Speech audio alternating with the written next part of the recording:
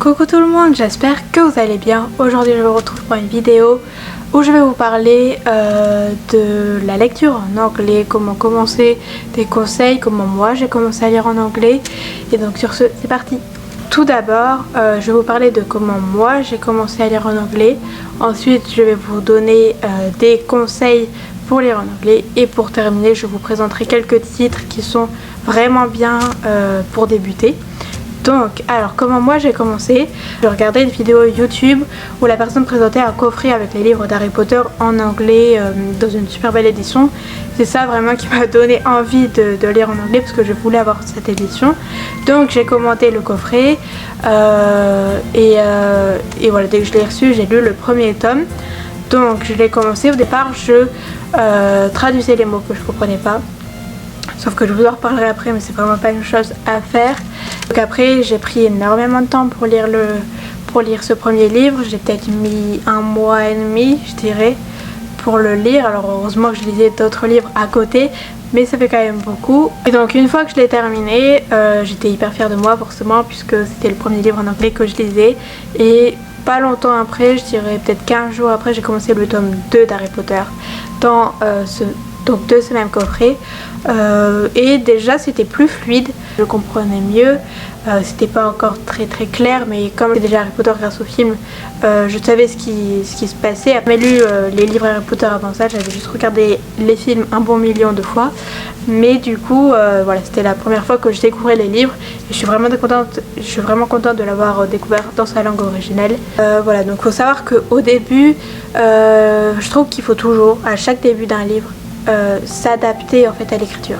C'est compliqué, vous voyez, les mots vont être un peu hachés dans votre tête et après au bout de 15 pages ça va défiler comme un livre en français, enfin en tout cas pour ma part, là je parle que de moi.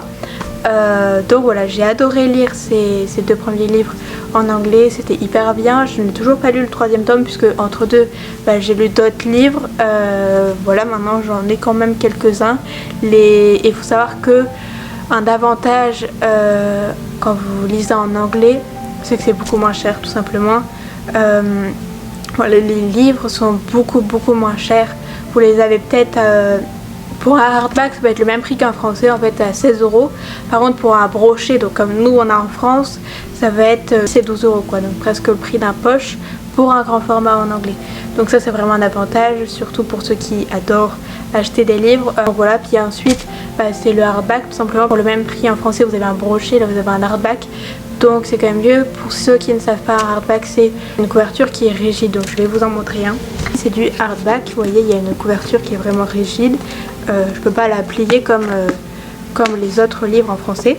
D'ailleurs celui-ci je ne l'ai pas lu mais il me fait hyper envie, je pense que je vais le lire là au printemps. Après ça j'ai lu un roman graphique qui est Pumpkinhead, je vous en ai parlé il n'y a pas longtemps en avis lecture si jamais ça vous intéresse. Mais celui-là voilà, c'était assez simple puisque c'est du graphique, donc vous avez un dessin et des bulles comme une BD mais un roman en fait. Donc celui-là j'ai vraiment bien compris et c'était vraiment sympa. Après celui-ci j'ai lu un autre livre en anglais qui s'appelle Lizzie Flying Solo et celui-ci j'ai compris peut-être 1% du livre. Je l'ai lu jusqu'au bout parce que je l'avais en audio, mais je n'ai absolument pas compris l'histoire. Donc je le relirai sûrement dans quelques temps. Puis là j'ai lu Everything Everything. Donc là, actuellement à l'heure où je filme cette vidéo, je suis toujours en train de le lire, mais il me reste plus qu'une 40aine de pages. Donc il sera fini quand vous verrez cette vidéo, mais je l'adore. Je en reparlerai dans un avis lecture et celui-ci il est vraiment simple de compréhension. Peut-être 10 phrases, j'en comprends 9, donc c'est quand même vraiment bien. Je vais vous donner quelques conseils pour lire en anglais. Donc tout d'abord, ne traduisez pas mot à mot ce que vous ne comprenez pas. Tous les mots que vous ne comprenez pas, ce n'est pas grave. Le but c'est de comprendre la phrase. Donc voilà, si vous avez une phrase et que dedans il y a 1, 2, 3 mots que vous ne comprenez pas mais que vous comprenez le sens grâce au reste, et bien c'est pas grave. Après si vraiment vous ne comprenez pas tout un paragraphe, vous pouvez traduire. Mais voilà, pour une phrase ou deux, c'est vraiment pas grave de ne pas comprendre et ça va vraiment vous bloquer en fait de traduire mot à mot. Ça va vraiment pas vous encourager à continuer parce que ça va vous énerver, parce que ça va vous saouler de faire ça. En fait, c'est pas du tout plaisant de s'arrêter à chaque fois pour comprendre le mot. Vous mettez une demi-heure à lire une page au lieu de 1 minute, 2 minutes, donc voilà, c'est vraiment pénible de faire ça, donc ne le faites pas. Après, je conseillerais de ne pas commencer à lire en anglais par des livres trop compliqués. Je parlerai de livres assez simples pour moi juste après. Mais voilà, ne pas vous embêter avec des livres de la fantasy, souvent c'est quand même dur. Ou alors il faut vraiment que vous soyez motivé, mais un point... voilà, vraiment que vous soyez motivé à fond pour pouvoir lire un livre de fantasy en anglais pour la première lecture en tout cas. Ou alors vous avez un bon niveau, donc dans ce cas là vous pouvez le faire.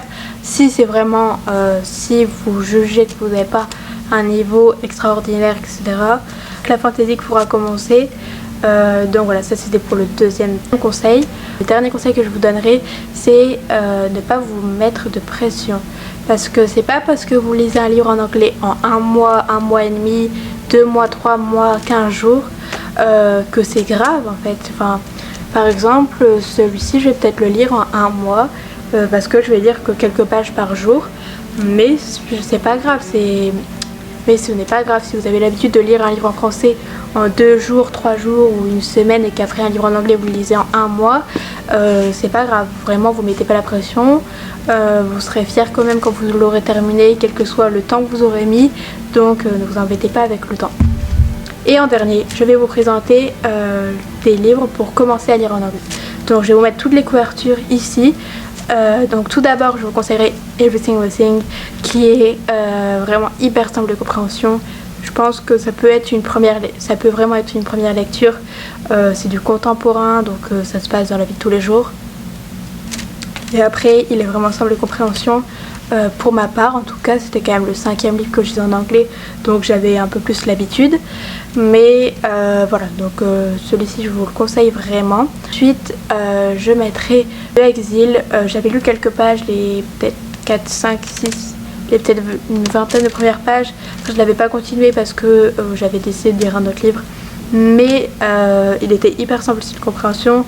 C'est du jeunesse, mais voilà, je pense que c'est une lecture parfaite pour l'été. En plus la couverture va hyper bien pour l'été. Ensuite je mettrai les Harry Potter forcément, puisque ça reste simple en fait. Les Harry Potter, la plupart des personnes connaissent, et ça reste quand même facile, même si c'est du fantastique. Même si c'est du fantastique, ça reste quand même simple. Donc voilà, je peux vraiment vous conseiller les Harry Potter. Et après je vous conseille aussi en règle générale les contemporains plus que la fantasy, donc tous les contemporains, voilà, plus le young adult, ça sera forcément plus simple, et le jeunesse encore plus simple, même si jeunesse qu'il n'y a pas de mots de vocabulaire que vous ne connaîtrez pas, mais c'est quand même plus simple forcément que du young adult ou de l'adulte. Donc voilà, après sinon vous pouvez aussi faire une relecture de vos livres préférés en anglais. Ça peut vraiment être bien parce que vous connaissez l'histoire. Ils sont pour et il y en a ils sont contre. Certaines personnes vont vous dire que c'est hyper bien de relire ses livres préférés. Il y en a ils vont dire que ça va vous lasser parce que vous connaissez déjà l'histoire. Donc voilà, prenez votre propre avis pour ce point. Donc voilà. C'est à peu près tous les livres que j'ai à vous recommander, parce que je n'en ai pas lu une centaine non plus, j'en ai que 5 pour l'instant. Mais cette année, je ne sais pas si vous avez lu ma vidéo bilan 2020, je compte lire plus en anglais. Donc voilà, j'espère que cette vidéo vous aura plu. Je vous dis à très bientôt pour une prochaine et bye!